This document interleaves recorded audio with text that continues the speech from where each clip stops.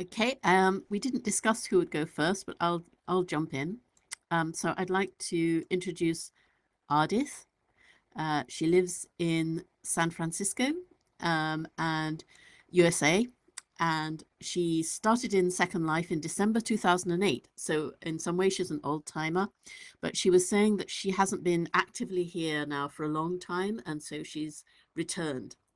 Um, Ardis is a corporate trainer, if I understood correctly. She does things like leadership development, team building, delegation, and communication and training in those kinds of areas. So she identified Second Life as a place where it might be possible to carry out training that was accessible, affordable, and effective, looking at training that she was doing at a distance, remote training. And so far, she still seems to feel that these are things that you can be achieved in Second Life, that you can make your remote training accessible and so forth. But unfortunately, it's sometimes more difficult to convince corporate people that this is the case. We also chatted a little bit, well, I chatted about cats. So we talked a little bit about that. And also my interest in Japan that stimulated me choosing my family name. But her deeper connection with Japan, because she lived there for a year as a college student, and she mentioned her engagement with the Japanese tea ceremony, which I know is a way. It's a kind of part of a way of life, the Japanese tea ceremony. And so I think I hope I haven't said anything that was misleading, but it was really nice to chat to Ardis and meet her here. So I'll hand over to you now. Mine, let's see.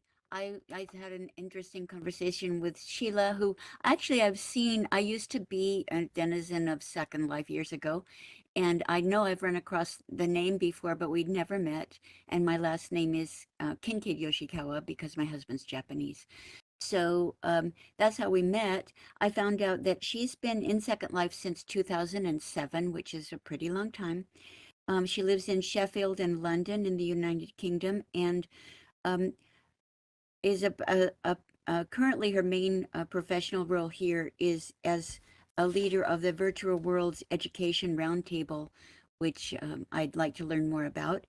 And we didn't have really time to go into depth, but I certainly learned some interesting things. She teaches information science and librarianship at a university and has taught students here in the past, but currently her work mostly focuses on creating installations that related to information literacy, which I think also is a really interesting, necessary, and important topic that I want to learn more about.